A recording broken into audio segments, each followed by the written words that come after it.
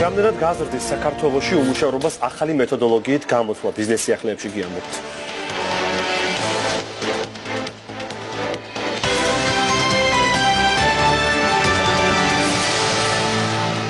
საქართველოში უმუშევრობის მაჩვენებლის ზრდა მოსალოდნელი ამის მიზეზი ის არის, რომ დასაქმების და უმუშევრობის მაჩვენებლებს ახლა ახალი მეთოდოლოგიით დაითვლიან. მაგალითად, სოფლის მეურნეობის დარგში ჩართული პირები, ანუ ის თვითდასაქმებულები, რომლებიც საკუთარ პროდუქციას და მოსავალს ბაზარზე არ ყიდიან და მიღებულ მოსავალს ძირითადად თავად მოიხმარენ, დასაქმებულებად აღარ ჩაითვლებიან.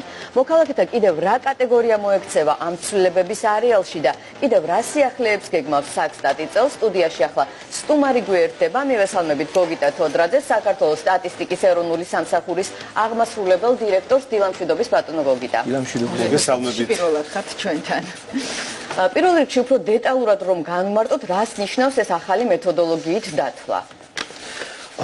როგორც თქვენ უკვე აღნიშნეთ, ახალი მეთოდოლოგია ამ შემთხვევაში ითვალისწინებს ძირითადად თვით დასაქმებულთა გადაკვალიფიცირებას, ანუ სოფლის მეურნეობის დარგში მომუშავე თვითდასაქმებულები, რომლებიც საკუთარ მამულში მუშაობენ, მაგრამ არ აწარმოებენ პროდუქციას კომერციული მიზნებისთვის და მოიხმარენ მოყვანილ პროდუქციას ძირითადად საკუთარი მოხმარებისთვის. ისინი 1 ტონა კარტოფილი მოვიყვანე, ჩემივე ოჯახი მოიხმარს და აღარ ვითვლები დასაქმებულობა და რამდენი კილოგრამი, თუ ის უმთავრესად და ძირითადად მოიხმარს საკუთარი მოხმარებისთვის, საკუთარი მიზნებისთვის, ის აღარ ჩაითვლება თვითდასაქმებულად და აქედან დასაქმებულად და შესაბამისად გადაკვალიფიცირდება სხვა კატეგორიაში. ანუ 51% ითვლება უმთავრესად. 51%-ზე მეტი, 50%-ზე მეტი უნდა გაყიდოს ბაზარზე, რომ ჩაითვალოს ის თვითდასაქმებულად. ეს ევროპული მოდელია, რითხანძღვანელი. ეს არის შრომის საერთაშორისო ორგანიზაციის ახალი სტანდარტი, რომელიც ძალაში შევიდა გასული წლის ოქტომბრიდან.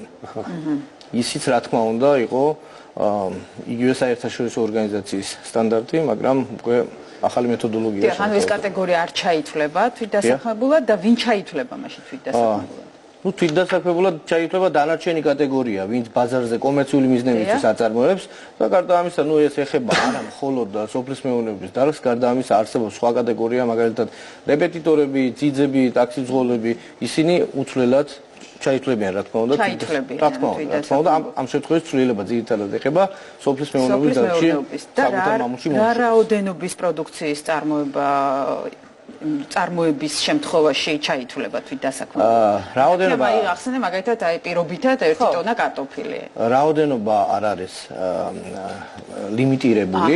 ამ შემთხვევაში მთელი მოყვანილი პროდუქციის 50%-ზე მეტი უნდა იყოს ბაზარზე რეალიზებული და ეს გახლავთ ერთ-ერთი წინაპირობა, რომ გადაკვალიფიცირდეს ის თვითდასაქმებულად.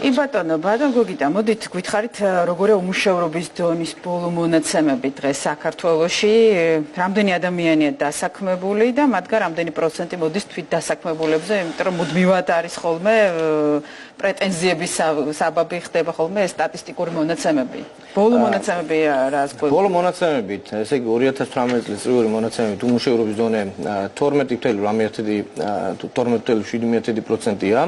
გარდა ამისა, ხელმისაწვდომია 2019 წლის 3 კვარტლის მონაცემები, რომლის მიხედვითაც 11.8%-ის პარაგრაფშია უმუშევრობის. რა მეთოდოლოგიით ხდება დათვლა საინტერესო? ეს მეთოდოლოგია არის ასევე საერთაშორისო ორგანიზაციის მიერ, შრომის საერთაშორისო ორგანიზაციის მიერ შემოთავაზებული.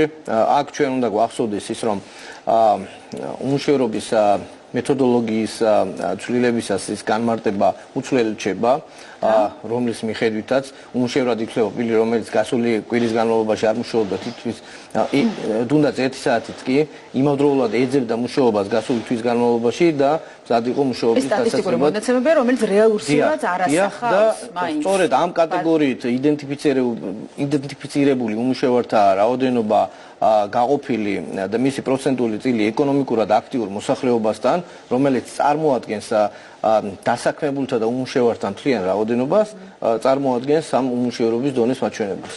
რომლის მიხედვითაც ბოლო მონაცემებით არის 11.8%. ჩვენ საუბრობდით ახალ მონაცემებზე, რამდენად გაიზრდება უმუშევრობის დონე ახალი მაჩვენებლის შემდეგ? ანუ ამ ახალი მეთოდოლოგიის დათვლის შედეგად. ეს რომ გავიგოთ, სწორედ ამისთვის დავიწყეთ კვლევები, რომელიც გაგრძელდება მომდევნო 2 წინასწარი განმავლობაში. წინასწარი გათხრები არ გვაქვს სამწუხაროდ, მაგრამ როგორც გვიჩვენა სხვა ქვეყნებში არსებულმა პრაქტიკამ, გაიზარდა გარკვეულწილად უმუშევრობის დონე, პილოტური კვლევები ჩატარდა მაგალითად მოლდოვაში, სომხეთში და სხვა ევროკავშირის სხვა ქვეყნებში და გაიზარდა უმუშევრობის დონე, თუმცა აღსანიშნავია ისიც, რომ ის ხალხი, რომელიც აღარ ჩაითვალა თვით დასაქმებულთა კატეგორიაში, ეს არნიშნავს იმას, რომ ისინი პირდაპირ გადაკვალიფიცირდებიან უმუშევრად. მათი გარკვეული ნაწილი გადადის კატეგორიაში მოსახლეობა სამუშაო ძალის გარეთ. ანუ ეკონომიკურად არააქტიური მოსახლეობა, რადგანაც ის ადამიანი თუ არ ეძებს სამუშაოს და იმავდროულად მზად არ არის მუშაობის დასაწყებად, ის არათუ უმუშევრად ითვლება, არამედ ეკონომიკურად არააქტიურ პიროვნებას მიეკუთვნება. ძალიან დიდი მადლობა. რაც შეეხება აი ამ თვითდასაქმებულების თემას, თანხმდებით ხო ალბათ, რომ ეს ძალიან მოძველებული მეთოდოლოგია, რაც კარტოფილზე ვთქვით, ეხლა მე თუ სახლში ვქსოვ, ჩემთვის თვითდასაქმებულად არ უნდა ჩავითვალო და აღარც ჩავითვლები, ხო? თუ რეალიზაციას არ ვაწარმოებ ამ ჩემი პროდუქციის 51%-ზე მეტის, ხო? თვითდასაქმებულად დასაქმებულად. თუ ჩვენ ჩავთვლით, რომ ეს მეთოდოლოგია გასული წლის ოქტომბერში დაინერგა ახალი, ხო. ვერ დავარქვევდი მოძველებულს. არა, მე ვგულისხმობ ძველ მეთოდოლოგიას, რის გამოც ვითვლებოდი თვითდასაქმებულად. დიახ. იცით რა შეესაქმე ამას სტატისტიკა და ზოგადად სტატისტიკის სამსახური არ განსაზღვრავს. ეს არის პრეროგატივა საერთაშორისო ორგანიზაციების. ისინი სთავაზობენ ოფიციალური სტატისტიკის წარმოებელ უწყებებს და ჩვენ რა თქმა უნდა გარკვეული დრო გვჭირდება იმისთვის რომ გადავერთოთ ამ ახალ რელსებზე. გასაგებია და რო გადავიდეთ უკვე განვარჩოთ უკვე ეს თემა, უნდა სხვა კუთხით, ხო, ანუ ესე იგი დაუკვირვებადი, ანუ ჩრდილოვანი ეკონომიკის გამოთვლასაც გეგმავთ, ხო, ამაზეც რო ვისაუბროთ, უფრო განვარტოთ, რას ნიშნავს და რომელი სექტორები იქნება გამოკვლეული 2020 წელს. ჩვენ მიზნად დავისახეთ წლის განმავლობაში მინიმუმ 2 სექტორი შევაფასოთ ამ მიმართულებით და 2020 წლის პერიოდში ჩვენ განათლების და უძრავი ქონების ოპერაციების სექტორს გამოვიკვლევთ, რადგანაც ვფიქრობთ, რომ ჩრდილის ალბათობა ამ სექტორებში საკმაოდ მაღალია, განსაკუთრებით ანუ დაუკვირვებადი არადეკლარირებული მონაცემები, მაგალითად განათლების სექტორში კერძო რეპეტიტორების მიმართულება და უძრავი ქონების ოპერაციების სექტორში საცხოვრებელი ბინების გაქირავების მიმართულება. ანუ ეს მონაცემები ჩვენ ისევ და ისევ გვჭირდება ჩვენი ეროვნული ანგარიშების და სხვა მაკროეკონომიკური პარამეტრების ხარისხის გაუმჯობესების თვალსაზრისით. ხოლო სტატისტიკური მიზნებია. დიახ, ბატონო გოგიდა, ამ ახალ მეთოდოლოგიაზე რაზეც ახლა ჩვენ საუბრობთ, ანუ ამ მეთოდოლოგიის დანერგვის შემდეგ ჩვენ უფრო მეტად რეალურ სურათს მივიღებთ ქვეყანაში არსებული უმუშევრობის დონის შესახებ?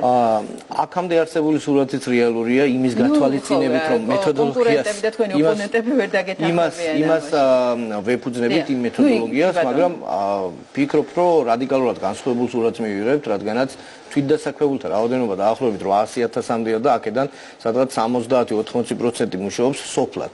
და თუ აქედან გამოვრიცხავთ იმ ადამიანებს დაახლოებით 60%-მდეა, რამდენადაც მაქვს ინფორმაცია, იმ ხალხის რაოდენობა აქედან, რომლებიც მხოლოდ საკუთარი მოხმარებისთვის იყენებენ, მაშინ ბუნებრივია უმუშევრობის და დასაქმების მაჩვენებლები პირველი შედეგი როდის გექნებათ? იმედი გვაქვს, რომ ნოემბრის ბოლოდან ჩვენ შეგვეძლება ამაზე უკვე საუბარი. პირველი 2 კვარტალი გვჭირდება. დიდი მადლობა გოგიდა თოდაძე, საქართველოს სტატისტიკის ეროვნული სამსახურის აღმასრულებელი დირექტორი იყო ჩვენთან სტუმრად. მადლობა დაგემშვიდობებით. დიდი მადლობა. აქ ბიზნეს სიახლეები